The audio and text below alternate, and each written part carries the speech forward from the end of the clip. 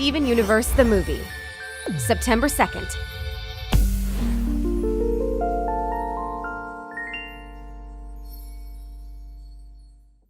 So, this is exciting. Yes, the day we've been waiting for about a year has finally arrived. Steven Universe the movie was released yesterday, I believe it would be for you guys. Remember, time zones are a little weird. I just watched the movie, it's fresh in my mind, and I'm obviously going to be talking about it. Now, as you can probably guess from me sitting here and talking to you like this and starting the video like this is not one of my usual videos with a script and a lot of little skits and so on, because first of all, I have plenty other things to work on, and second, it wouldn't really make sense to do it that way, and I need to react fast, you know, but so we're just going to go unscripted. I'm just going to ramble, and on that note, I will try to keep this spoiler-free as far as possible, but given that this is me shooting from the hip and just talking, I may accidentally spoil things. I may enter territory where I feel I need to say something, and frankly, even going into details about the plot beyond the basic premise tends to be a little bit spoilery, so if you haven't seen the movie yet, you're waiting for a chance to, watch this with caution, please. It's been 2 years since the ending of Season 5 and the big finale, and everything seems to be going great. Steven is older and wiser, and yes, I know the memes, he has a neck now. And there's a colony being built on Earth for gems that wish to live life on Earth called New Homeworld, and the diamonds are trying their best, which is both very sweet and frankly hilarious at times. And it just looks like happily ever after, which is something they repeat ad nauseum for the first couple of minutes. But, well, it can't last that long. A new gem appears with a massive, very specific hatred for Steven and for Earth, with a giant injector that will basically kill the planet. And this is personal. This is unlike most villains we've seen so far. And there you have it. That's the base premise. It's 2 years later, everything looks great until it isn't. This starts straight out of the gate with something that looks like a classic Disney movie. Actually, from the very first screen, there's like very pretty writing and even a freaking stage curtain that goes aside. It felt like watching something like Cinderella or Sleeping Beauty all over again. Like those, I think those are from the 50s, don't quote me on that, Disney movies. And it was just wonderful. And the song is so over-the-top Disney-esque and cute and sweet that it's hilarious. And actually that happens a lot in the first 15 or so minutes of the movie. Well, maybe not 15. The first big chunk of the movie is just really cramming it into you how great everything is going, how happy everybody is, how sugary sweet the world looks at the moment. And again, it's sweet and it's funny as hell. There were so many times where I just couldn't help but chortle at how over the top it was. I was actually reminded of all things, the 2011 Muppets movie, where the first 15 minutes are like this sugary sweet tap dancing, everybody's in paradise thing. And I mean, it was just great. It really was. And here's one of those quick spoiler moments. Can we talk about how the diamonds are freaking hilarious now? I mean, they've gone from, there was already a lot of development, we all know that. But now they've gone from these, from these big, scary, alien tyrannical rulers with like a very, very strict doctrine on behavior and appearance and such, to basically a trio of doddering aunts and racist grandmas. And it is so cringily priceless. It's fantastic. I can't help but love this approach to them. White Diamond in particular is just a barrel of laughs now. Wouldn't believe it. It's not that her character has massively changed in that regard. It's just played for laughs now because they're not that important to the narrative. And it's wonderful. From there, I might as well move on to another thing. When they said this movie was going to be a musical, they were not kidding. If your patience with musicals is very, very slim, first of all, why are you watching Steven Universe? And second of all, you're going to have a tough time if constant singing is an annoyance to you, because they do it every 2 minutes. Everybody gets a song, every emotional beat gets a song. It almost feels like it's half parody at that point. Like, I mean, I remember the trailer came on, it's like, can he save the world while singing? So it's obviously a little bit of a meme recognition in that regard. I know the movie has been in development for a while, but it's obvious they're like, yeah, we know, and we don't care, and we're just gonna make a ton of music, and all the music is pretty freaking great. it's especially great because this time they've really gone all out in expanding the genres that they're using. Basically every moment, well, almost, there are some that sound very Steven Universe-esque in that they're these ballads that we recognize from the show, but almost every character, almost every highly emotional moment in the movie is punctuated with a specific genre to go with it. Some of them a little bit unexpected. And it just makes everything feel more alive. It just makes every moment, every character feel that much more unique because they're getting their very own sound attached to them. And I really appreciated that. And I don't think I can think of a song on this one that I didn't at the very least like. Like, there are some that stick in my head more than others. Right now, there's one I can't stop humming. I watched this like an hour ago, so it's still stuck in my head. But yeah, this is definitely... There's even... Again, I'm trying to avoid spoilers. There's even a rock show scene, like an actual concert, and I think that scene alone has like 3 different songs and 3 different styles of music, and it is both sweet, essential, hilarious. I just love that the music has become as much of a front and stage character as the rest of the cast. It's really cool. I like it. Now, obviously, one of the big things about Steven Universe, the movie, was the inclusion of a new gem, Spinel, as she was leaked to be known ahead of time, I think. I haven't been following that too well. But here's the thing about Spinel, and again, I'm gonna try to stay out of spoiler territory as much as possible, but it might get a little tricky here. Spinel confused me when I first saw her design. It's not that I didn't like it, and it's not that she felt out of place, and yet still a little bit, because Steven Universe has these very, in a way, simplistic character designs with very easily recognizable shapes and such. And here comes Spinel, looking like Jenny Wakeman. Yes, again, I know the memes. And having these rubber hose arms and this creepy ass smile, and the whole time up until the movie I was like, this is a very odd character choice. This is a very strange style of villain, and her using her shapeshifting to an even greater effect than Amethyst. Like, she barely makes a move without using one of her powers, unless it's a really, really, really emotional moment, of which there are plenty. This is Steven Universe. But watching the movie, learning her background story, learning who she is, learning what she was created for and why she was created, it makes absolutely perfect sense. Actually, just spoiler alert right here. Skip a couple minutes ahead if you don't want to hear this one. The fact that she was created to be a toy for Pink Diamond, essentially her own personal jester. A Pink Diamond who was still very much a bratty child. A Pink Diamond who had not learned any of the compassion she would come to learn on Earth. A Pink Diamond who belonged to a family of very, very strict parents, if we can call them that, with some very, very strict values. That makes the fact that she's basically a living Fleischer cartoon from the 30s, 20s, maybe even in some cases, it makes it make perfect sense. She's a toy. She's the essential... How do I put this? She's the ultimate embodiment of, like, childish whimsy, at least in her base form. And of course, and I'm not defending the action because it was a terrible thing to do, but of course Pink Diamond abandons her once she gets her own colony. She is growing up. Not in a good way in this particular case. There's definitely a lot of fodder for the Pink was an awful person narrative that goes around here. I prefer to think of it more as she was extremely stunted in her emotional development. But yes, and here's the thing where it gets really fun. From her acting like essentially a Mickey Mouse, Bimbo the dog style character that's constantly bouncing about, constantly wants to play, constantly all cutesy, and then goes to the scary version of that. I know this has probably been in the works long before other 1930s inspired media that's come out lately, Cuphead, Bendy. It has nothing to do with that, I'm not saying that.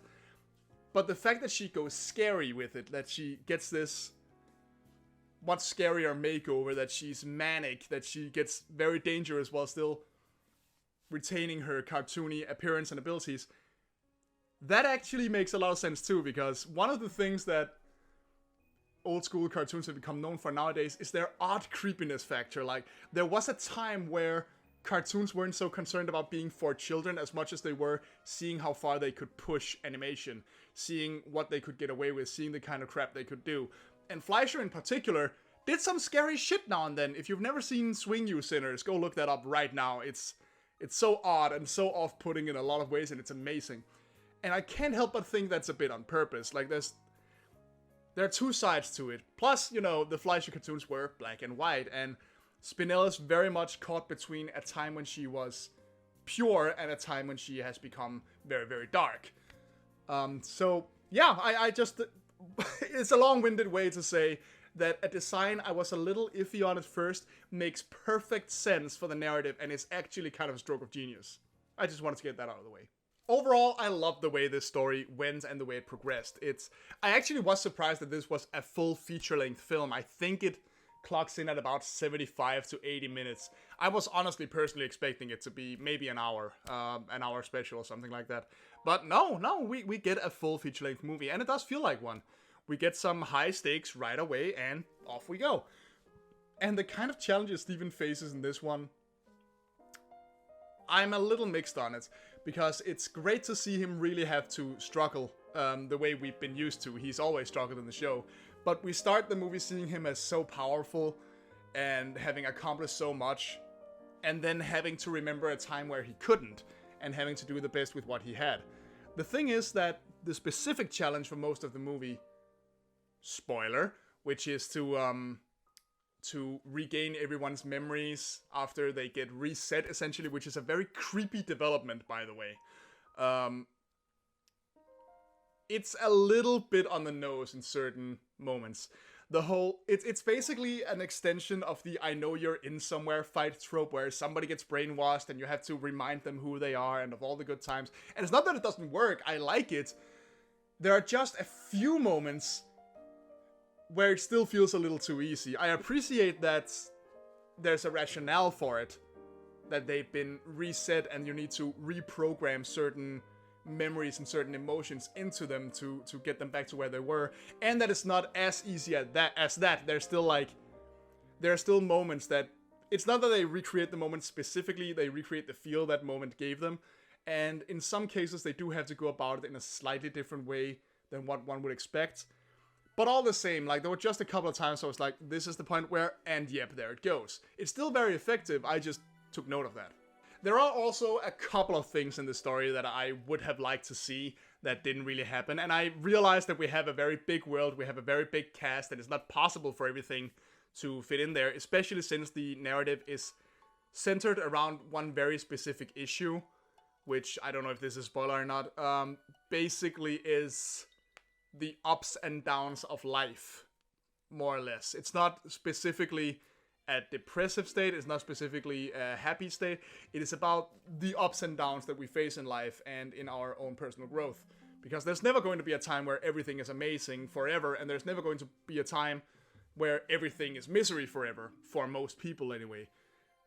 But during the plot, there are a few things that I was hoping to see. I was hoping to see the B-team get to do a few more things. By B-team, I mean Lapis and Peridot and Bismuth. They are in the movie, they do contribute, it's wonderful to have them there. I was hoping to have them take a slightly more active part in whatever crisis was going on. They do kind of end up in the background once again, doing background things that are important, but, I mean, they're there. I want to see them take the role of the Crystal Gems for real sometime. Like, you've seen that fan episode, The Smothering, which, that wasn't Bismuth, that was Jasper, I'm pretty sure. And it's a long time ago, so it's ignoring a lot of development. I kind of want to see a canon version of that. I want to see an adventure where they're the ones out there doing things. They're the ones who are the heroes. That would be really interesting. I'm not saying they should have taken over the plot, I just wanted them to take a slightly more active part. And now we're definitely in spoiler territory, but there is one character I was really hoping to see, who I both understand why isn't in it, because again, this is a very specific story of a very specific trauma suffered by a very specific character, but I still feel like there could have been an angle with it, and that is Jasper. Jasper is still nowhere to be seen in this movie. After she got poofed way back in season 3, if I recall correctly, she's just kind of been forgotten about a little. She popped up at the very end of season 5. We see her in the pool with everyone else. I don't recall as much as spotting her in the background when we saw A Homeworld Colony. And I'm sure they'll pick up on her when the show eventually continues. From what I understand, the show will continue in one way or another, but it's not been entirely clear how yet. It's not specifically a season 6 in that regard, and I'm looking forward to seeing how this will turn out. But the thing is, one of the things Jasper said during her last fight, remember that she got really upset when people asked about Pink and she called her my diamond?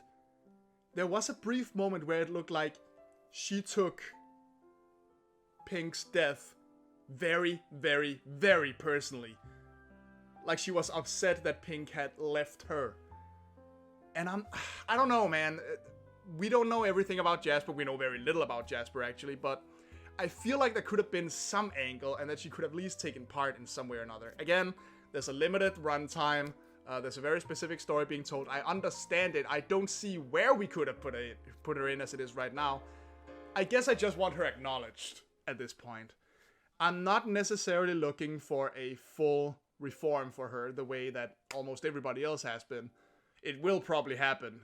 I can go either way on that. I actually think it would be kind of nice to see one villain that doesn't reform fully, because sometimes people don't. And that's just a matter of life. Sometimes people do not reform. And I feel like there should be one character that shows that. Just one. They're being very good about showing that reforming doesn't mean fixed, and there are still gonna be a lot of issues. They actually say that directly in this movie at one point, like, actually, there is a character that just goes, you know, okay. I mean, we're still in spoiler territory, but Spinel does pretty much outright say, yeah, I'm reformed now, but I'm not fixed. I'm going to have to work at this. And she ends up having to work at it with someone else who has reformed but are not fixed. So I appreciate that much, but I still wanted to see Jasper be in there somewhere. So all in all, this movie is pretty freaking amazing. It has a really good moral. It's well animated, like beyond well animated. This just goes insane. Particularly any scene with Spinel in it goes absolutely off the rails because she's using her shape-shifting, stretchy abilities for all it's worth. In some ways, it actually kind of reminded me of Lego Movie 2 with Queen Whatever I Wanna Be, which, who was, by the way, easily the best part of that movie when I saw it recently. I loved every scene she was in. So it's super well animated. It's epic in scale. I mean, we ended the season with like a galaxy-wide conflict, and this is only the Earth. But since it's so much more malicious this time, it feels much more like something really big is at stake. And the music is fantastic as always. This movie is basically what would happen if Disney sequels were as good as their original movies. I don't know how else to describe it.